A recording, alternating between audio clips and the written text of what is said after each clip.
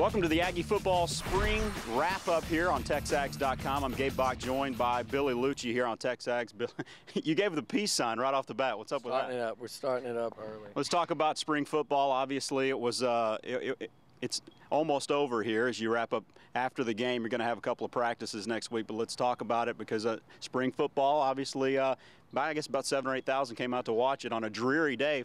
Fortunately, they were able to get it in. Brave the elements today. I was impressed by the amount of people that came, from people I talked to, Dallas, Houston, San Antonio. I'm amazed that this weekend it looks like they're going to get all the A&M sporting events in, considering the way the weather was, though. But yeah, a couple more practices, but this is kind of putting the ribbon on this spring, and I think it's been a productive spring for the team. Obviously injuries would probably have to be the theme of the spring because it really affected what they were able to do, not just today, but every practice. You know, when you have 3 linemen out, you have a guy like Ryan Tannehill who basically didn't participate in any contact. So injuries were kind of the storyline, but, even with the injuries, they were able to go out and I think become a better football team this spring. I really do. I'll be interested to hear what Coach Sherman has to say when things are completely over and done with, because I think from what I've heard, the coaching staff feels really good about the way things have kind of progressed this spring. All right, overall, just thoughts on the game. What do you think really stood out when you, maybe from an individual standpoint or just what you saw from the actual spring game?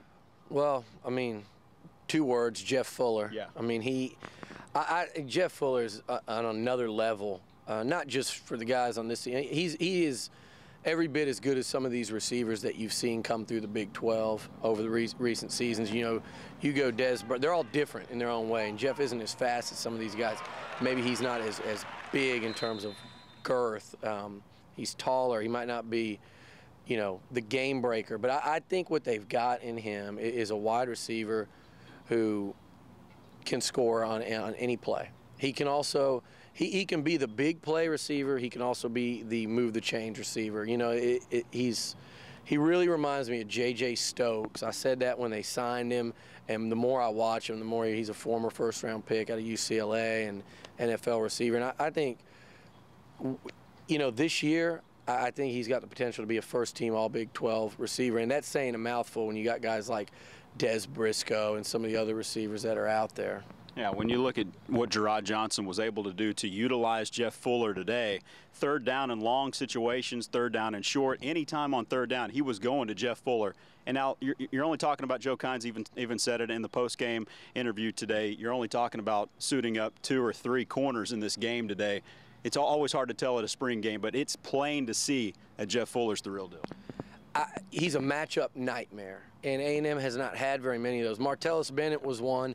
He was trapped in an offense where they utilized him, but they didn't utilize him to the fullest. The one thing you can tell right now is they will get everything they can get out of Jeff Fuller on Saturdays in terms of production. He's going to get his chances.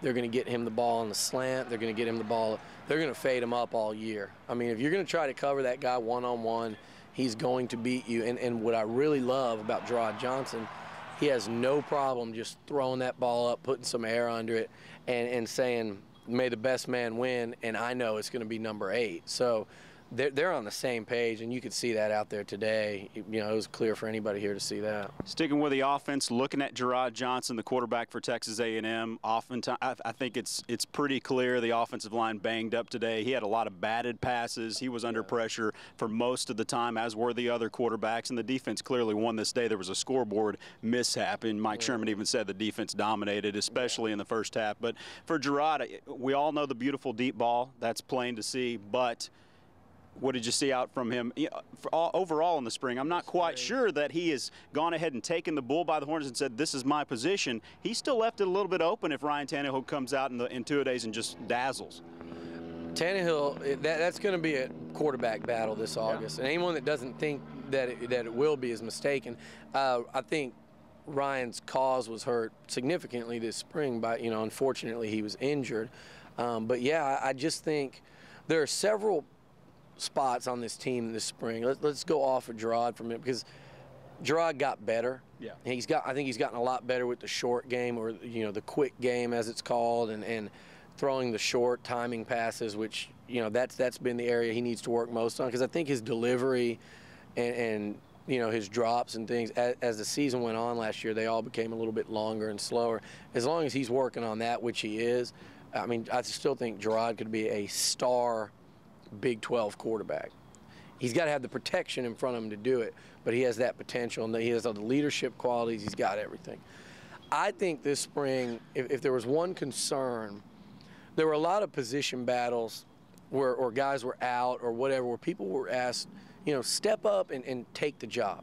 Rise up and grab it and let the coaches know that you're a guy that's going to be one that they need to, pencil in going into August as somebody that could start.